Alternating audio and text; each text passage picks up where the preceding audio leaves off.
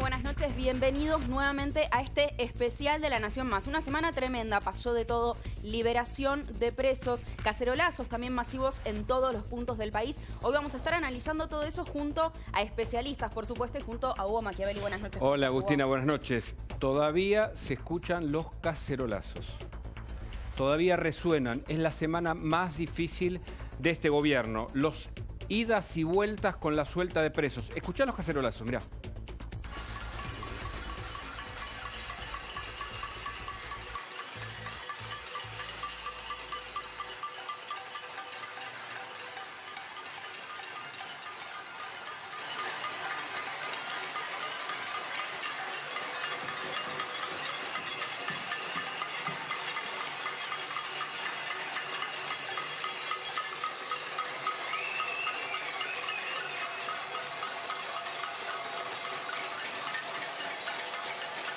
La gente le dijo que no a la suelta indiscriminada de presos. Vamos a hablar con Jimena Duriz, vamos a hablar con Matías Bañato, dos víctimas que dicen que no pueden salir los violadores y otros condenados por causas muy graves. También estaremos con Willy Cohen, hablaremos con Graciela Ocaña y atención con Waldo Wolf. Hay una nueva denuncia, en este caso por una compra del PAMI. Vamos a tener mucha información mientras esperamos a Luis Majul y a Leonardo Fariña en la cornisa. Atención. Así es, también va a estar Patricia Bullrich, ya están preparándose para poder verlos a partir de las 21 en la cornisa con Luis Majul.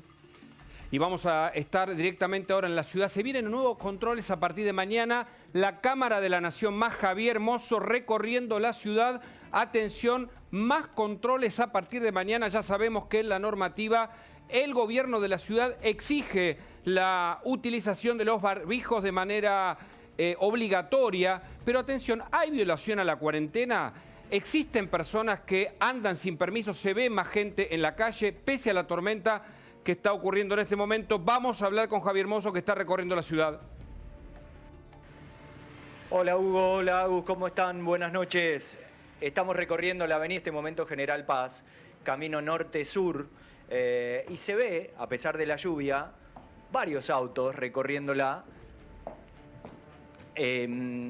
Desde el día de hoy, o durante el día de hoy, aproximadamente 17.000 autos recorrieron los diferentes caminos de la ciudad de Buenos Aires. Un 12% más que el domingo pasado. A tener muy en cuenta. Son datos que suministra, son datos que suministra Tránsito del gobierno de la ciudad. Ayer sábado, un día que hoy reflejaron muchos portales y muchos diarios, mostraron 82.000 autos, un 25% más que el sábado pasado. Y lo que nos decías... Nosotros vamos a estar recorriendo la ciudad de Buenos Aires y vamos a estar mostrando cómo está la situación hoy en día a pesar de la lluvia. Y lo que nos contaba Javier de mañana, que habrá más controles, que el gobierno de la ciudad se va a poner más estricto, que va a solicitar los permisos para que solo los autorizados puedan circular por la ciudad. Exactamente. Mañana va a ser obligatorio el uso del barbijo en toda índole del territorio de la ciudad de Buenos Aires. No solamente en ámbitos cerrados, sino al aire libre también. Así que a ponerse el tapaboca para hacer cualquier tipo de trámite o salir de su casa directamente cada uno de nosotros. Bien, Javier Mozo, vamos a volver en un ratito con vos, para que nos muestres lo que está sucediendo en la ciudad de Buenos Aires. A pesar de la lluvia, se ven autos donde vos estás, pero sabemos que Javier Mozo estuvo recorriendo también la calle, porque además de la pandemia, algo que nos preocupa es la economía. Javier Mozo estuvo hablando con los protagonistas, los que están sufriendo en carne propia el parate de la economía por el coronavirus. Miren.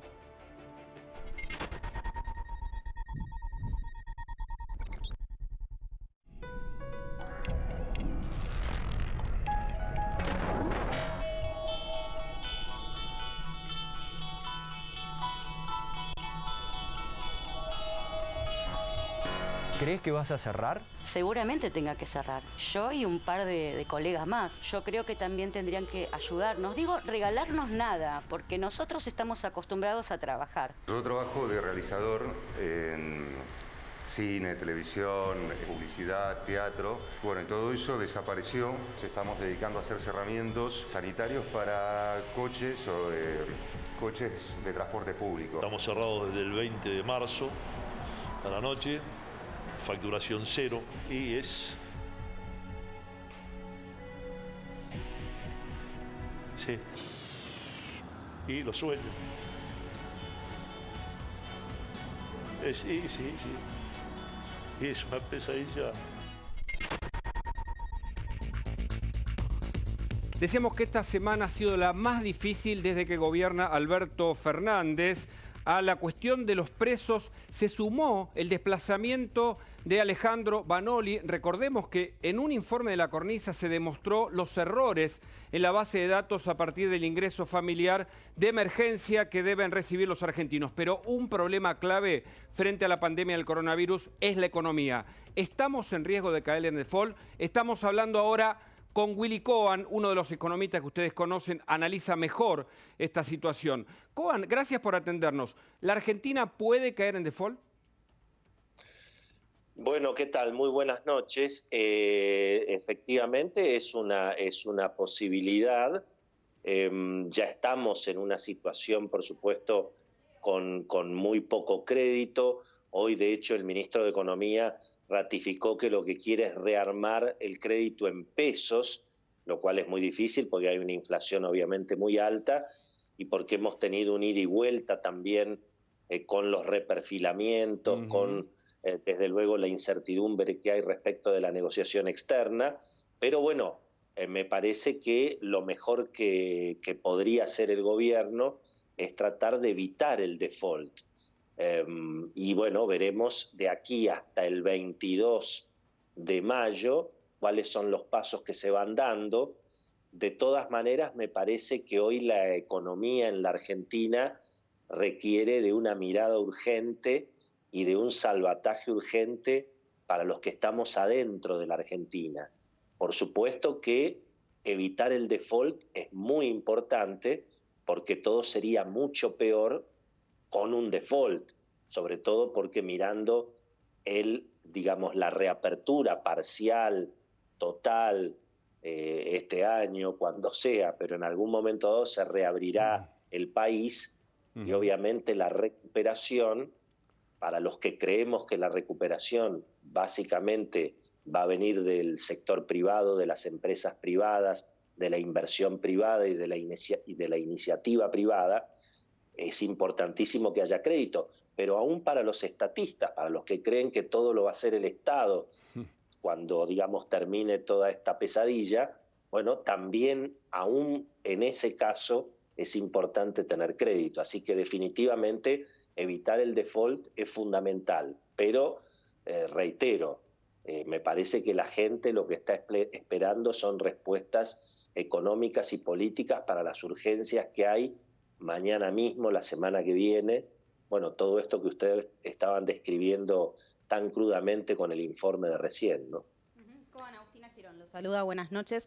Lo decía usted recién, ¿no? En este informe justamente de Javier Mozo contábamos sobre la economía real y en ese sentido la CAME dijo esta semana que más del 57% de las pequeñas empresas están sufriendo algunas consecuencias que pueden ser muy difíciles de levantar este año. La pregunta es, ¿qué va a suceder después de la cuarentena? ¿Este año se va a poder salir adelante o va a haber que esperar? Bueno, por supuesto que todo lo que se pueda decir hoy son solamente conjeturas, porque finalmente nadie sabe nada y sobre todo no se sabe cuándo va a ir terminando esta pesadilla, cómo va a terminar, cómo va a afectar los patrones de consumo. Aun si se fueran abriendo, digamos, las actividades, los consumidores van a estar aterrados por la cuestión sanitaria, por la cuestión económica. Todo eso va a generar obviamente un tremendo cimbronazo que por supuesto ocurre en todo el mundo y como siempre ocurre en la Argentina todo es mucho peor por los problemas que venimos arrastrando desde luego en la Argentina, problemas económicos de décadas y décadas que nos han dejado sin moneda, sin crédito, con una devaluación permanente del peso, con una corrida inflacionaria que obviamente complica justamente esa voluntad que manifiesta una vez más. Qué sé yo, desde que yo hago periodismo económico, este debe de haber sido el ministro de Economía número 40, que dice que en la Argentina hay que apostar al peso y hay que ahorrar en pesos y hay que tratar de salir de la trampa de la dolarización. Eso lo han dicho todos los ministros de Economía en la Argentina. Lo que pasa es que para que ocurra eso hay que bajar el gasto público, hay que tener menos déficit fiscal, hay que tener obviamente menos emisión monetaria. Obviamente en este momento, en los próximos 3, 4 meses, bueno, no va a quedar otra que emitir. Pero como la Argentina tiene una situación tan delicada por su historia y por su presente y por los mensajes que se dan hacia el futuro también, y bueno, entonces a la Argentina le cuesta emitir moneda sin que eso se vaya al dólar, sin que se vaya a la inflación. Claro. Para eso hay que tratar de emitir lo menos posible.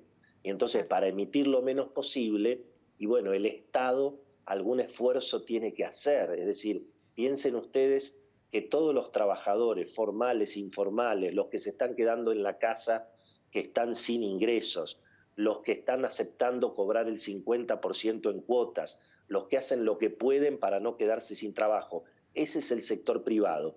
El sector público es intocable. Claro. A nivel nacional, muy pocas provincias, creo que la provincia de Córdoba un poco y Mendoza sobre todo fue bastante un ejemplo en ese sentido digamos, no recortar los salarios por una cuestión contra la política. Acá, digamos, en ese sentido, no se trata de una cuestión contra la política. Se trata de lo mismo que hace cualquier familia, cualquier individuo, en una situación donde hay que tratar de evitar una hiperinflación. Bueno, para evitar una hiperinflación y poder ayudar al sector privado y digamos que no se destruya todos los comercios, las empresas. Bueno, para eso hay que tratar de gastar un poquito menos, ¿no? En salud, en alimentos, obviamente. Claro, ¿y el gobierno aprovecha la pandemia para gobernar al estilo kirchnerista? Digo, porque por otro lado, tanto Massa como Cristina piden un incremento para personas que trabajan en el Congreso. ¿Cómo se analiza eso cuando se le pide un ajuste, incluso a la PYME y al resto de los argentinos, y hay sectores de la política que piden un aumento? Bueno, a eso este es uno de los tantos ejemplos que podríamos encontrar, efectivamente, el hecho de que los empleados, digamos, del Parlamento van a cobrar un plus. Hoy lo escuchaba el periodista Claudio Carutini que hacía la cuenta, y vos fijate que por 3 días de trabajo los empleados del Parlamento van a cobrar casi 10.000 pesos. 3 días. Es decir, que son 3.300 pesos por día el plus, más o menos.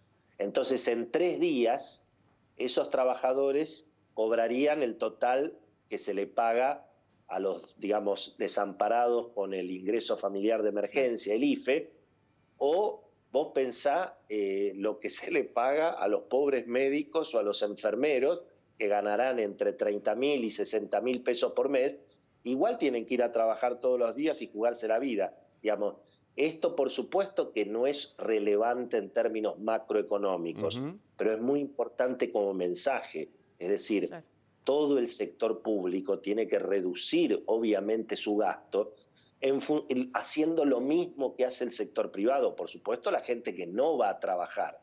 El que va a trabajar debe cobrar lo que le corresponde, pero nadie del sector privado que está yendo a trabajar está cobrando un plus. En todo caso puede ser una cosa mínima, pero no, digamos, 70.000 pesos por mes. Bueno, eso revela, hay millones de ejemplos, en un momento donde, insisto, la Argentina no tiene tanto margen para, digamos, que el Estado siga teniendo el mismo peso sobre el sector privado. Vos fijate que llevamos prácticamente 7, 8 semanas con el país cerrado y el gobierno prácticamente no ha postergado un solo vencimiento impositivo. No te digo una rebaja, ni siquiera han postergado un vencimiento. Es cierto, se ha anunciado una rebaja, digamos, de aportes patronales, casi te diría medio ridículo, porque imagínate que las empresas no pueden pagar los sueldos. Imagínate si van a poder pagar los aportes patronales, ¿no? Digo, empresas, comercios, estudios de arquitectura, estudios de abogacía, en fin, todo lo que significa el sector privado, ¿no? Así que realmente obviamente estamos en una tremenda encrucijada, no pasa solamente en Argentina. Creo que además se agrega otro problema, que no se percibe claramente un plan de salida de la cuarentena en Argentina. por supuesto en términos graduales, respetando todos los protocolos sanitarios, haciendo lo mismo que están haciendo, en fin, Chile, Brasil, si querés Brasil no es el mejor ejemplo, pero sí Chile, Uruguay, desde luego toda Europa, son, digamos, se están pensando alternativas, es decir, que la gente tal vez menor de 40 años pueda trabajar siempre y cuando no esté en los colectivos de riesgo. Hay muchas cosas que se están haciendo en todo el mundo y parecería que en Argentina todavía estamos discutiendo si sacamos los presos de las cárceles, ¿no? Entonces, Juan, en ese sentido, lo voy a interrumpir porque tenemos, de hecho, un último momento que está vinculado específicamente a este tema.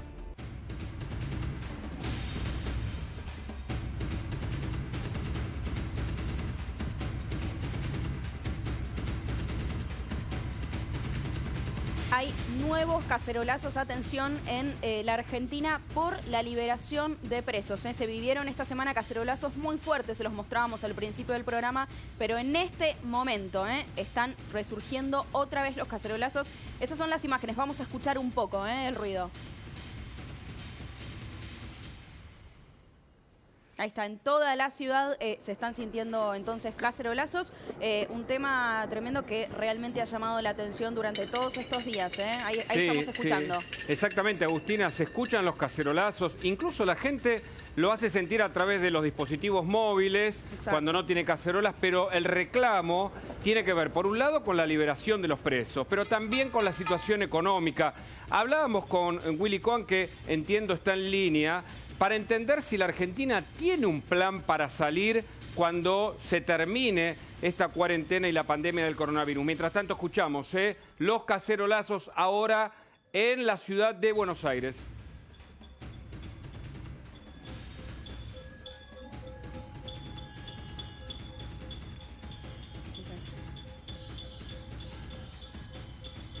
Bueno, le preguntaba si está Willy Cohen ahí en línea, una respuesta breve le pido. ¿La Argentina tiene salida para luego de la cuarentena?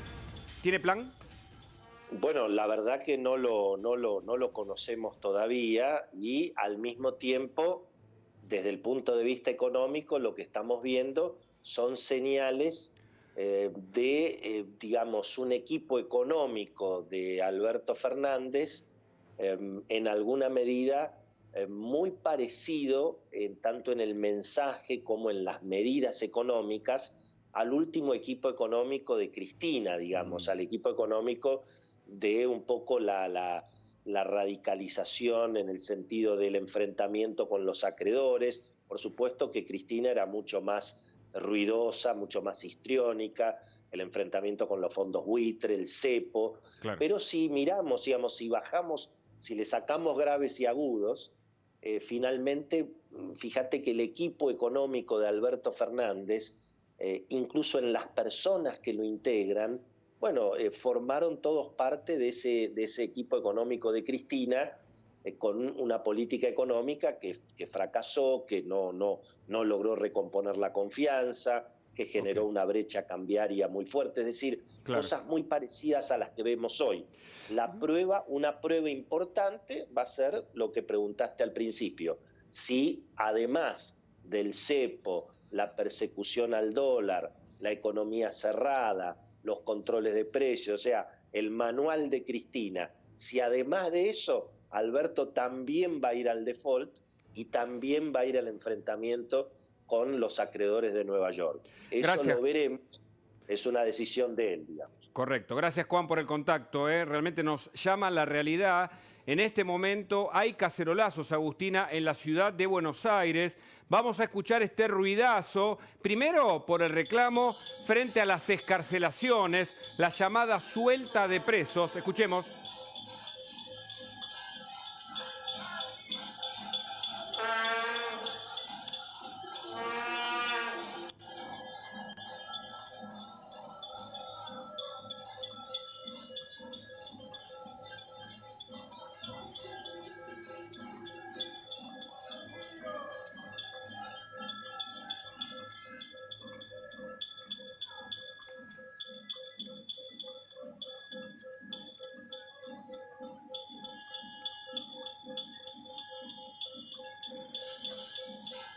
Y por supuesto estamos a minutos de que comience la cornisa. Te aseguro que es un programa muy especial el que conduce Luis Majul. Va a estar Leonardo Fariña en una entrevista exclusiva. Está Luis con nosotros. Gracias, Luis, por estar. Buenas noches. Bueno, está caldeado el ambiente en algunos barrios de la Ciudad de Buenos Aires. Decimos algunos barrios de la Ciudad de Buenos Aires porque estamos chequeando, tenemos información de Villa Urquiza, de Colegiales. No son los barrios habituales que hacen punta para protestar por eventuales decisiones del gobierno. Están protestando por la suelta de presos, entre comillas. Están protestando por la decisión de Cristina Fernández de darle a algunos empleados del Congreso un aumento especial o una compensación especial. Y la gente Juntos para el Cambio y todos están en contra de eso. Bueno, hoy va a ser una noche muy especial y nosotros estamos muy bien preparados para informarte. ¿Por qué? Ya está en el piso de La Nación Leonardo Fariña, una de las personas, una de las figuras que buscaba todo el periodismo. ¿Por qué está Fariña acá? Está Fariña y hablará con nosotros a partir de las 9 porque renunció al programa de testigos protegidos. ¿Y por qué renunció al programa de testigos protegidos? Porque tenía miedo. ¿Y por qué tenía miedo? Porque ahora al programa de testigos protegidos lo maneja la gente que él denunció. Cristina Fernández de Kirchner, Lázaro Báez, Martín Báez y todos los denunciados por Leonardo Fariña. Me dicen que está Javier Mosso, que siguen los cacerolazos. Manden ustedes, chicos, cuando quieran, por favor. Te cuento, Luis, y les cuento a todos en este momento, nos está escuchando Matías Baniato, que justamente está llevando adelante una campaña para que no sucedan más estas liberaciones de presos. Matías, muy buenas noches. Agustina Girón te saluda. Último momento, nuevos cacerolazos en algunos sectores de la ciudad de Buenos Aires. Sí, acá también por mi casa se escuchó bastante fuerte. Bueno, creo que es producto de esto, ¿no? Obviamente el ciudadano de a pie, ciudadano de bien, que respeta la ley, también pide lo mismo, ¿no? Que se cumplan las leyes. Creo que había distintas opciones, tenían que haber previsto esta situación y no llegar a que la única opción sea liberarnos, ¿no? Sí. Matías, queremos sumar a Jimena Duriz. Ella también es una de las víctimas que se ha transformado en un emblema de este reclamo para evitar la llamada suelta de presos. Gracias, Jimena, también por estar en el especial Coronavirus. ¿Cómo estás? Hola, ¿qué tal? Buenas noches. Los escuchamos. Hola, Jimé. Bueno, acá... Hola, Mati. ¿Cómo estás? Jimena, ¿por tu zona también se están escuchando los cacerolazos? Ahora cesaron. Pero hace un rato estuvieron, digamos. Se escucha. ¿Qué les pasa a ustedes sí, cuando... se escucharon muy fuerte. ¿Qué les pasa a ustedes cuando escuchan bueno, a mí que la gente está acompañando, ¿no?, este reclamo, en este caso a través de las cacerolas? A mí personalmente me parece que es una manifestación muy genuina de la ciudadanía, no solamente de las víctimas, sino de la ciudadanía toda. Y creo que es algo muy positivo, porque me parece una manera de expresión muy pacífica y de mucha unión y de mucha empatía, por un lado hacia lo que está sucediendo, y por otro lado un llamado de atención para que esto no suceda como ustedes para que se perene, ¿no? Que lograron muchos avances, porque entre otras cosas lograron que se dicte una ley para que conozcan cuál es el destino de las personas que fueron agredidos contra ustedes y contra otras víctimas. ¿Pensaban en esto como un plan? ¿Esta suelta de presos la veían venir o es algo que también los sorprendió? No, yo creo que nos sorprendió, o sea, obviamente que se hablaba de la sobrepoblación carcelaria, se venía escuchando, eso es innegable decirlo.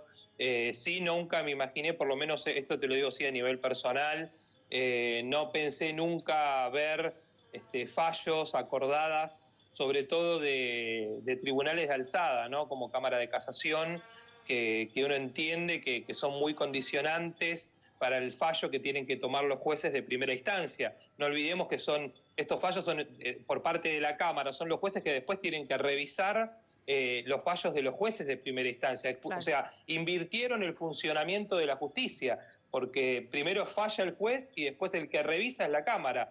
Y acá con estas acordadas y estos fallos que estuvimos viendo, es como que ya mandaban un mensaje desde el Tribunal Superior, ¿no? Entonces eso fue lo que más nos preocupó y a mí particularmente después del motín de votos fue como que sí, ya estaba muy preocupado porque digo, no va a haber ningún tipo de control, sobre todo porque ya sabemos, y esto no es por la pandemia, Hugo, a ver, vos lo sabés también como periodista, el tema de los controles después de los beneficios que se le otorgan a los detenidos, sabemos que no estamos en un país donde abundan esos controles, todo lo contrario, patronatos deliberados que no funciona hace años, el sistema de tobilleras, hasta el propio ministro de Seguridad dijo que es cualquier cosa, entonces en delitos graves obviamente que para nosotros era casi inevitable pensar que íbamos a estar llorando muchas muertes evitables en el futuro si esto avanzaba.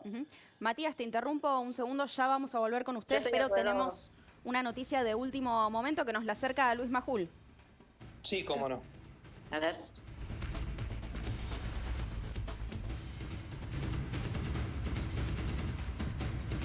Muy bien, acabamos de confirmar una noticia de último momento que hace más impactante todavía lo que está pasando con esta política de, entre comillas, suelta de presos. El diputado nacional Sergio Massa había pedido el juicio político para 3 jueces, uno de San Martín, otro de San Isidro y otro de Bahía Blanca. El juez de Bahía Blanca, de apellido Blum, que había liberado o mandado a su casa a entre 4, tenemos que confirmar, entre 4 y 5 presos vinculados con agresiones sexuales, abusos y violaciones, acaba de volver para atrás en uno de esos casos. El juez de Bahía Blanca, amenazado por el juicio político que está dentro de la ley y de las prerrogativas de las víctimas y de cualquier ciudadano, acaba de volver para atrás con la decisión de mandar para su casa a uno de los 4 abusadores o agresores sexuales que liberó en las últimas horas. Y a propósito de esta información, les quiero decir que nos estamos preparando ya en la cornisa. Ya está junto a nosotros Leonardo Fariña. Por favor, si la cámara me puede acompañar, o cuando esté la cámara me dice, ya está en el estudio de la cornisa Leonardo Fariña. Perdón la interrupción, en cuanto haya más información, es una noche muy caliente y muy caldeada de información, vamos a ampliar. Yo no quiero agitar nada, sí quiero informar. De un lado están las voces oficiales diciendo lo que tienen que decir. Y del otro lado nosotros estamos informando lo que hay que informar. Nada más y nada menos que en el Día Internacional de la Libertad de Prensa. Agustina, Hugo, a ustedes. Luis, justamente quería preguntarle a Jimena Arduriz, ¿no? Ella es la mamá de Ángeles Rawson. Sabemos que la condena sobre Mangieri tuvo que ver con un delito o con una intencionalidad sexual. Y lo que acaba de decir Majul tiene que ver con un juez que también liberaba, en este caso, acusado justamente a punto de ir a juicio político a personas vinculadas con ese tipo de delito. ¿Cuál es tu mirada? Y mi mirada es que es esto, ¿no? Como que no estaba claro el tema de a quién se estaba otorgando esta prisión domiciliaria ilusoria, ¿no? Porque, como bien dijo Matías, la prisión domiciliaria no tiene ningún tipo de control ni nada, ¿no? Claro. Entonces, bueno, me alegra y me alivia que esta noticia. Pero bueno, hay que llegar a cómo asusta la justicia, ¿no? Cómo hay que recurrir a tener que amenazar o tener que decir que hay que llegar a un juicio político para que se tenga un criterio lógico, sensato y responsable de la justicia. Eso es lo que a mí me asusta y lo que nos asusta a las víctimas. Y por eso creo que reaccionamos como reaccionamos el día del botín de voto, y creo que Matías está de acuerdo conmigo porque estábamos juntos en esto, con nuestros compañeros del Observatorio de Ley de Víctimas y con todas las víctimas que nos agrupamos ese fin de semana, y con todas las organizaciones de víctimas a lo largo y a lo ancho de todo el país, y que salimos a repudiar esta medida. Seguro. Jimena, Matías, a los dos, también a quien quiera responder. Esta mañana el jefe de gabinete, Santiago Cafiero, decía que quería separarse, ¿no?, justamente de estas decisiones, y decía que es, y cito literalmente, una canallada asociar al gobierno con estas liberaciones. ¿Qué piensan ustedes? ¿Hay un plan sistemático? ¿Tiene que ver con el gobierno o no? Mira, a ver, desde parte nuestra más vale que no. Nosotros, nuestra manifestación a esta postura fue muy clara, como decía Jimena. Netamente hablamos del dolor, de lo que padecimos, principalmente porque queremos justicia para nuestros seres queridos, y también, y en base a la primera pregunta que hiciste al comienzo, ¿qué sentíamos con esta protesta de las cacerolas y demás? Uno siempre también trata de buscar esa empatía con el ciudadano que tuvo la suerte de que no le pase esto, ¿no? Claro. Entonces, eso sí es muy emocionante para nosotros, sentirnos acompañados, pero a su vez, en base a la pregunta que me haces ahora, también duele mucho cuando escuchás a políticos y demás que siempre caemos en esta maldita grieta, y en estos temas yo siempre digo lo mismo, chicos. A ver, cuando un violador va a violar o cuando un asesino va a matar, les podemos asegurar que no le preguntan a la víctima si son K o si es macrista. Claro. Ahora, si bien es verdad que la última respuesta y la decisión la tiene el Poder Judicial, acá hay un problema de trasfondo que ni siquiera voy a acusar a este gobierno puntualmente, sino a todos los gobiernos, porque hay un abandono en el sistema judicial, y esta pandemia, como en otros casos, siempre deja al descubierto todo lo podrido que está abajo de la alfombra, ¿no? Esto es un caso que ellos lo tenían que haber estudiado que iba a pasar. Ya sabían que lo que iba a pasar en los penales, creo que se podía haber pensado en un plan diferente a llegar a estas acordadas de casación, ¿no? Sí, sí. Y eso sí corresponde a todo el Estado en conjunto, no solamente a la justicia, ¿no? Correcto. Las cárceles están en un estado deplorable, lo sabemos todos, es algo que nos enteramos con la pandemia. Sí, pero también hay que decir, Matías, y le agradezco el contacto tanto a vos como a Jimena, que hay algo que está detrás, que viene agitándose incluso desde los dichos del propio Zaffaroni con respecto al tema presos. Y eso no podemos obviarlo. Por eso, como decía Luis Majul, nosotros intentamos contar todo, lo que aparece visible y lo que también no aparece tan ahí arriba. Así que les agradezco a ambos el contacto.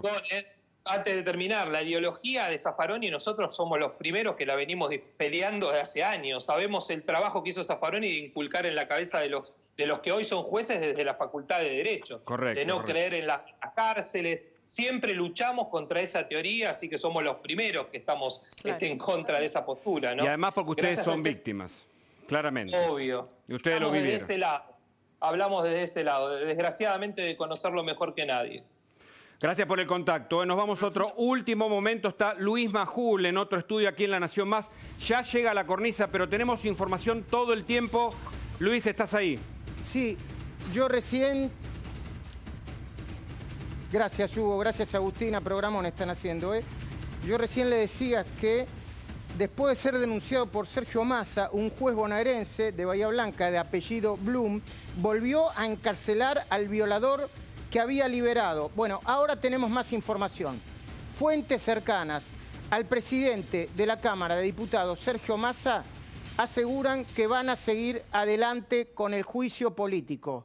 A este juez y a todos los jueces que, de una manera desprolija, yo diría en algunos casos compulsivamente, o como diría Silvina Martínez, habrá que ver qué interés político o económico puede tener cada uno de ellos, están liberando o mandando a sus casas delincuentes que cometieron graves delitos, no delitos leves, graves delitos.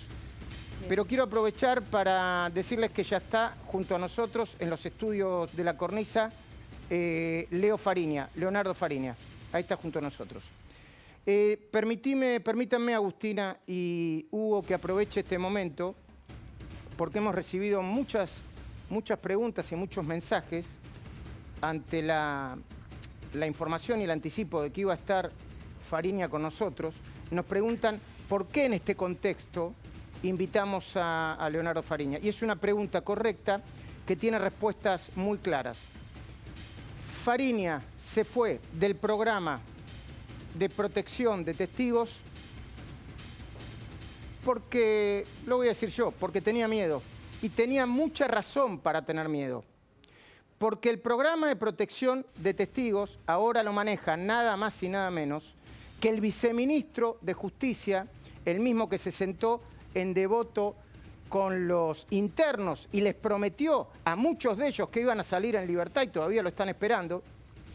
Quien maneja el programa de testigos protegidos es nada más y nada menos que Juan Martín Mena, un hombre del riñón de Cristina Fernández de Kirchner. Cristina Fernández de Kirchner, ex socia de Lázaro Báez y de Martín Báez, ambos presos hoy por las denuncias de Leonardo Fariña, entre otras. En minutos más, cuando arranquemos entonces en la cornisa, un mano a mano con Leonardo Fariña y además Patricia Bullrich y además Silvina Martínez. Ya está junto a nosotros María Julia Oliván, está llegando Federico Andajasi. Tenemos un gran programa y los estamos esperando. Agustina, Hugo, a ustedes. Muchas gracias, Luis. Estaremos pendientes, por supuesto, de todo lo que va a pasar en la cornisa, pero ahora nos vamos a la ciudad de Buenos Aires. Les contábamos recién, hay nuevos cacerolazos contra la liberación de presos y allí recorriendo la ciudad está Javier Mozo. Javier, buenas noches. Contanos dónde estás exactamente. Nuevamente hola Hugo, nuevamente hola Agustina, ¿cómo están? Sí, también se escucharon cacerolazos aquí en el barrio de Monte Castro. Nosotros estuvimos recorriendo Monte Castro, Liniers, los barrios que lindan prácticamente con la zona de 3 de febrero, con los distritos de 3 de febrero y de La Matanza, y se escuchaban cacerolazos en ambos barrios camino a una de las recorridas que estamos haciendo, o por las recorridas que estamos haciendo aquí en la ciudad. A pesar de la lluvia, a pesar del mal tiempo, la gente también se manifestaba. También esgrimía un descontento contra la justicia por la liberación de presos. También se escuchó durante 12, 15 minutos, desde las 8, 8 y 5 de la noche hasta las 8 y 20, se escucharon la manifestación popular, la manifestación de la gente que dice no a la salida inescrupulosa, no a la salida de los presos y que la justicia ponga, como decían recién los entrevistados, un parate para que no salga cualquiera y que se tenga en cuenta quién sale en verdad en libertad o tiene la prisión domiciliaria.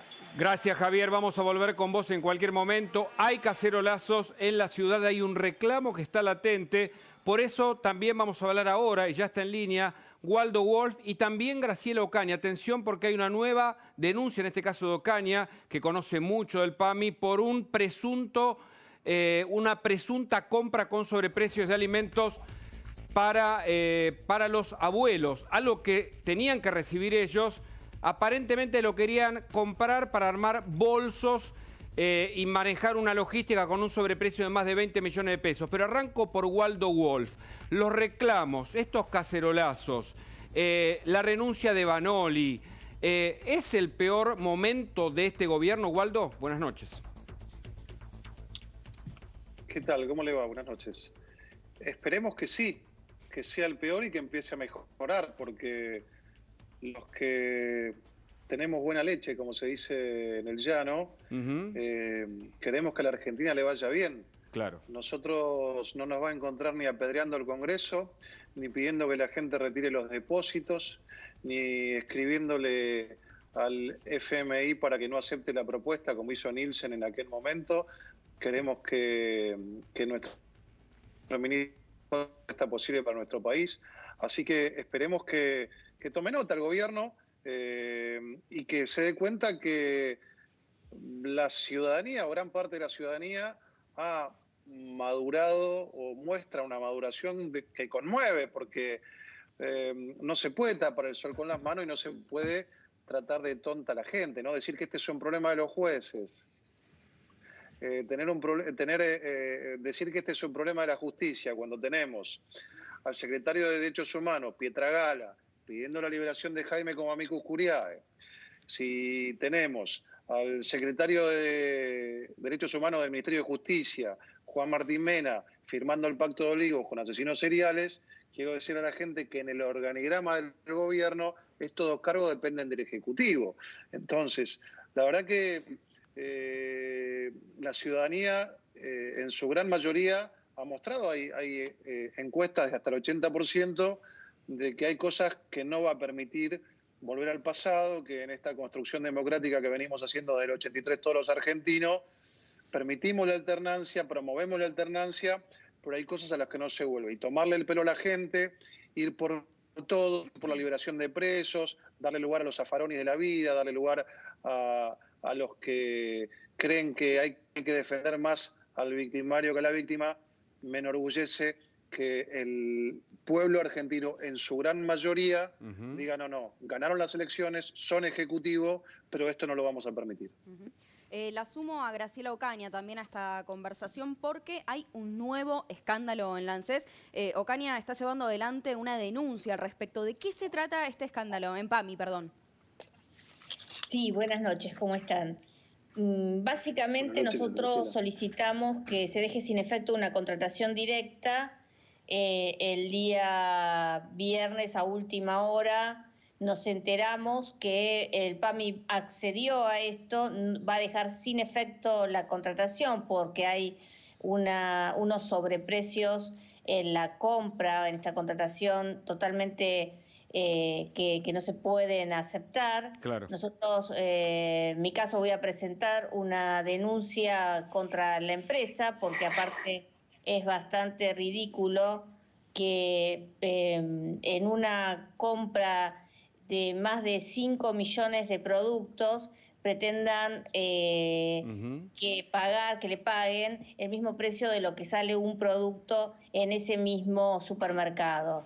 Nosotros hicimos una comparación incluso con otros supermercados del Plaza y le hemos por eso solicitado a la directora ejecutiva de PAMI que deje sin efecto esa contratación y que le dé el dinero directamente del programa Pro Bienestar que históricamente lleva adelante el PAMI, un programa que está dentro del presupuesto de la institución, pero que actualmente no puede disponerse o llevarse adelante básicamente porque el reparto se realiza de estos bolsones de alimentos a través de los centros de jubilados que están cerrados por la pandemia. Entonces, le pedimos que lo abone directamente junto a los saberes previsionales sin generarle costos al PAMI, dándole la solución al problema. Esperamos que la directora, así como dio de baja la licitación, tal cual nosotros se los pedimos junto a otros diputados, en mi caso y otros diputados de Juntos por el Cambio, también lo haga de esta forma, digamos. Ya habíamos tenido una licitación anterior, usted recordará que creo que hablamos en su momento de compra de alcohol en gel. Correcto.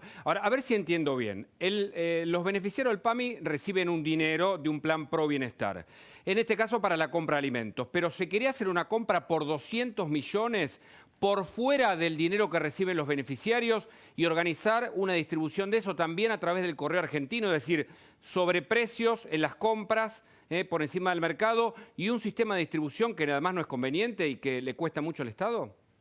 En realidad, Hugo, ese programa existe desde los 90. Lo que ese programa establece es que esos bolsones, el PAMI le da el dinero a los centros de jubilados que realizan las compras. Como los centros de jubilados están cerrados, el PAMI decidió comprar, pero es evidente que el PAMI compra mal, compra mucho más caro de lo que compran los jubilados. Por eso nosotros le decimos que en esta situación de emergencia, en lugar de dedicarse a comprar comida, se dedique a controlar los geriátricos y las clínicas, que usted sabe que han sido focos de casos de COVID, justamente por no cumplir con las normativas de bioseguridad que corresponden. Entonces, nos parece que a eso se tiene que dedicar el PAMI, que las compras las hagan los jubilados que saben comprar. Para eso se le puede dar directamente a través de la orden de pago previsional del ANSES. Nosotros lo hicimos en su momento en el PAMI, llegamos a más de 1 millón de personas. Sergio Massa, que en ese momento era el titular del ANSES, le puede decir a la directora del PAMI cómo hacerlo. El mismo presidente conoce esto porque fue uno de los que más me apoyó, porque es un mecanismo transparente, directo, y que le llega a la gente sin ningún intermediario, sin clientelismo. Entonces, le pedimos a la directora que formalice, porque ella ha dicho que la va a dejar sin efecto, pero todavía no está formalizado, que formalice la baja de esa contratación y que por otro lado le pague a los jubilados para que ellos hagan las compras. Es evidente que los jubilados compran mejor que el PAMI. Vuelvo a decir, ya vimos con el alcohol en gel y con otras compras que no están haciendo bien las cosas. Graciela, la interrumpo para sumar a Waldo Wolf a este debate, a este escándalo. ¿Qué opina, Wolf? ¿Lo sorprende esto? Graciela, ¿cómo te va? ¿Qué tal, Waldo? Un gusto escucharla, Graciela, que ha mostrado a lo largo de su historia y de su trayectoria levantar la bandera de la defensa de la transparencia. Si me sorprende, no me sorprende, lamentablemente, porque vemos que gobernando por decreto, con emergencia, se anulan un montón de procedimientos que hacen a la transparencia. Han anulado el papel, han anulado el expediente electrónico para volver al papel. Usted sabe lo que es ir a buscar un papel meses después para ver si lo hicieron o no lo hicieron. Bueno, desapareció una carpeta de Cristóbal López, que en una época alzaba la voz por Twitter, seguramente volverá a alzarla. Correcto. Desapareció una carpeta en un expediente que lo compromete en sus declaraciones juradas y patrimoniales y demás. Y hoy veíamos en Twitter, yo lo subí, una historia absurda que usted, Machiavelli, la habrá visto, que tiene que ver ya no con la corrupción, pero sí cuando el Estado se... Nosotros creemos en todo el mercado posible y todo el Estado necesario. Y justamente le quería preguntar, ¿hay un Estado bobo o un Estado cómplice? ¿Se utiliza la pandemia? Un Estado bobo. Mire lo que pasó en Córdoba. Lógicamente, y nosotros acordamos porque queremos un Estado presente, pero con equilibrio, el Estado dijo, respiradores para que no se hagan negocios y los pueda distribuir el Estado, se fabrican en Córdoba, los vamos a distribuir nosotros. De Córdoba los mandaron a Buenos Aires, en épocas donde usted y yo estamos hablando a través de Skype, yo acabo de hacer un Zoom para 1000 personas con Patricia Bullrich, los mandaron a Buenos Aires con un avión y después volvió hoy con el ministro Guado de Pedro y el ministro Ginés González García. En avión volvieron 60 respiradores a Córdoba. ¿Usted sabe lo que le costó eso al Estado? Mire si hubiesen utilizado un sistema online, just in time, como se dice en inglés, donde hubiesen sabido que los 60 que produjeron en Córdoba se quedaban en Córdoba. Pero no, volvieron en avión a Buenos Aires y después volvieron en avión a Córdoba para que los ministros lo entreguen. Sí, cuando el Estado no tiene que ser totalitario, nada tiene que ser totalitario, como tampoco tiene que serlo el mercado. El Estado, hoy tenemos un Estado, como decía Rodrigo de Loredo en un gran discurso que dio, tenemos un Estado macrocefálico, con su cabeza en el centro de la provincia de Buenos Aires, raquítico hacia el interior y con una burocracia corporativa que decía. Así que sí, en muchos casos tenemos un Estado bobo y nosotros queremos un Estado presente, ¿no? Graciela. Sí, coincido con Waldo y aparte, digamos, uno entiende la emergencia. Entonces, cuando uno tiene que comprar en emergencia, las reglas tienen que ser muy claras y transparentes. Lamentablemente, hubo una serie de medidas, entre ellas un sistema de compra por invitación que nosotros creemos que no es bueno, porque justamente lo que necesitamos ahora es más competencia, necesitamos pliegos que permitan comprarle a los productores para abaratar los productos, porque si no nos pasa estas cosas. Lo que le decía el alcohol en gel, fueron y le compraron a un intermediario. ¿Sabe qué? Si le compraban a la empresa que lo fabrica, que es la única que lo fabrica, hubieran comprado a 10 veces el valor, porque eso menos el valor. ¿Por qué? Porque eso es lo que la empresa... están comprando otros sanatorios en la ciudad de Buenos Aires. Entonces, por ejemplo, el PAMI o el Estado tiene que ser menos y en esto tiene que tener un rol activo que nosotros no vemos. Vemos funcionarios que se quejan del mercado, pero no hacen nada para cambiar las reglas. Y al contrario, digamos, terminan perjudicando a todos los argentinos porque en definitiva la plata es la plata nuestra, la plata que ponemos con los impuestos. Luis Majul quiere preguntar, que está con nosotros aquí, ya se viene la cornisa, está en línea para hacerlo. Bueno, quería saludar a Graciela Ocaña, obviamente a Waldo Wolf, estaba hablando de Patricia Bullrich y Patricia Bullrich ya está acá en el estudio de la cornisa. Repito, Patricia Bullrich ya está acá en el estudio de la cornisa, está acá junto a nosotros también una de las personas que buscaba todo el periodismo, una buena parte del periodismo, Leonardo Fariña, también en el piso. Hacía referencia a Waldo Wolf a un encuentro que tuvieron por Zoom con Patricia Bullrich. Y a propósito de esto, yo quería preguntarle, Waldo, ustedes están viendo que Alberto Fernández y Cristina Fernández, o los que impulsan extraoficialmente o no la liberación o el pase de la cárcel al domicilio de cientos, de miles de presos, ¿están en la misma línea o hay un ruido ahí? ¿Cuál es tu mirada, Waldo? Mi mirada es que hace rato que vienen jugando al policía bueno y al policía malo. Pietragala, secretario de Derechos Humanos, para que sepa la gente, en el organigrama depende del Poder Ejecutivo. Pidió la liberación de Jaime. Después Alberto lo llamó a Olivos, pero yo no vi que salga de manera ferviente a criticar a un hombre que depende de él.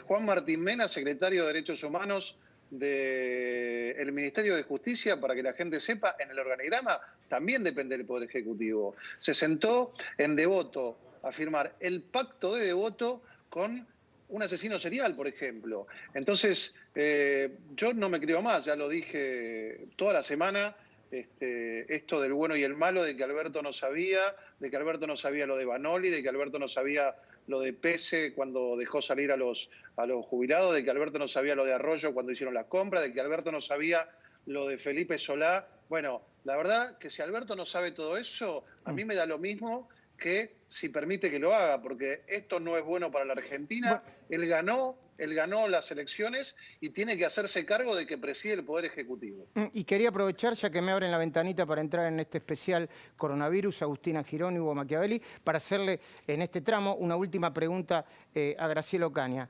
Graciela, ¿son inoperantes o hay algo más detrás de estas compras directas y a un precio? Yo vi tu denuncia, se lo quiero plantear a la audiencia porque es impresionante. Están todos los supermercados, todas las marcas de los supermercados, comparado con el precio de compra que hicieron en el PAMI de los productos, y todos los supermercados se puede conseguir más barato. Si vamos nosotros, conseguimos más barato lo que el PAMI pagó más. ¿Eso es inoperancia o es corrupción, Graciela Ocaña? Bueno, yo creo que seguro es inoperancia, pero aparte, insisto, si vamos a comprar con reglas que son por invitación, sin publicación, sin ir a buscar a los productores, sino a intermediarios, el Estado va a comprar seguramente mal. Y es un problema que tenemos, y creo que las medidas que se han tomado en el marco de esta emergencia han sido todas negativas, digamos, no han sido positivas para darle a los procesos una mayor competencia, que es lo que necesitas cuando tenés que bajar los precios o comprar a los precios de mercado, que haya muchos competidores. Entonces, el Estado tiene normas para cuando los privados se agrupan y puede aplicar la ley de defensa de la competencia. Lo que necesitamos es que la aplique, porque, por ejemplo, la directora me dice que yo haga la denuncia. Ella tiene que hacer la denuncia, porque si a mí una empresa quiere venderme los productos, quiere venderme 5 millones de productos al precio que venden uno unitario en su local de venta, realmente es mucho más caro. Y ni hablar que en realidad habían montado también una cuestión de clientelismo, porque al precio de la compra del producto, como bien decía Hugo, tenías que sumarle toda la parte de logística, que era bastante caro. Entonces, vuelvo a decir, y lo que decía un poco Waldo, ¿no? Es un plan para varias provincias argentinas, entonces tenés que comprar todo en la ciudad de Buenos Aires, no convenía separar y comprar más regionalmente, no sacabas mejores precios, invitar a todos los actores que venden y producen. Eso es la clave, y a mí me parece que ahí se hace poco, y creo que es un problema estructural que tiene el Estado en cierta forma, pero también, por supuesto, que hay algunos vivillos, funcionarios, que se aprovechan de ellos para llenar sus bolsillos. Yo quería preguntarle a Ocaña, no sé si es posible, si está analizando hacer una denuncia penal, incluso sobre Volnovich, sobre quienes actuaron en esta licitación, que no sabemos si se va a efectuar o no. Bueno, nosotros ya lo dijimos, yo voy a ir contra una presentación contra la empresa, porque obviamente acá hay muchas cosas que tiene que explicar la empresa, porque los costos me parece que no puede ser bajo ningún punto de vista que le da. Aparte, de un día para el otro bajaron más de 13% los precios, parece una cosa bastante extraña. Desde el momento en que yo me comuniqué con la empresa, porque quería saber si me podían detallar, como es una licitación pública y se hace en el medio de mucha oscuridad, no estaba en la oferta determinados los productos que estaban ofreciendo. La empresa no me los dio, bajó después los precios cuando vio que había una investigación en marcha, pero aún así les digo que son sumamente caros, como ustedes lo pudieron apreciar.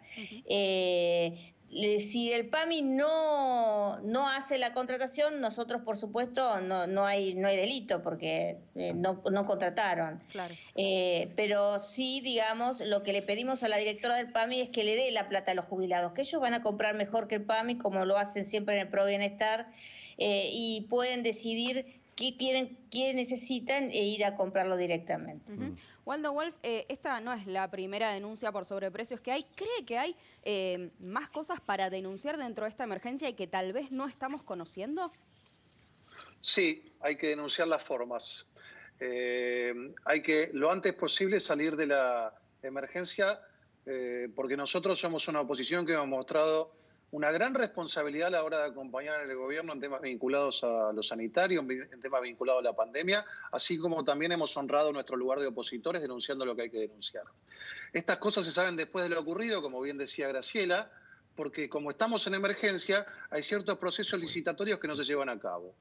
Y si se sale de la emergencia y se hacen las licitaciones abiertas, transparentes, y no por papel para verlo dentro de 2 meses, seguramente vamos a poder cuidar el erario público del gobierno haciendo uso de nuestras facultades de oposición y también si Alberto Fernández está tan preocupado y cree que adentro de su espacio tiene gente que lo está limando, horadando o raspando, como se dice en el fútbol, le conviene, créanos Eso, que nosotros vamos a tratar de cuidar los eso quería preguntarle, si me lo dice en 20 segundos, ¿hay una avanzada del cristinismo dentro del gobierno que conduce Alberto?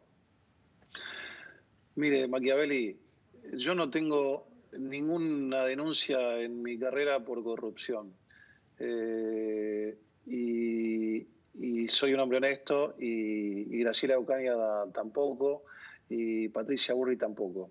Ahora, si yo le presento a mi socio y le digo que en el Veraz tiene 54 causas de corrupción, yo ya soy culpable.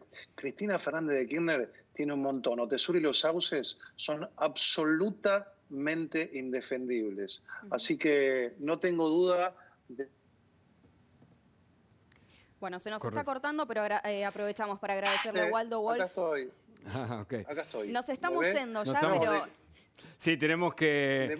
Le agradecemos mucho. Le mando un saludo. Solamente cerrar de que este verso de que uno es el bueno y otro es el malo, ni yo, ni gran parte de nuestros representados lo creen. Gracias Graciela Ocaña, gracias Waldo Wolf. Gracias. Luis Majul ya arranca con la cornisa. Gracias Agustina, compartimos este especial coronavirus hasta la semana que viene. Hasta la semana que viene.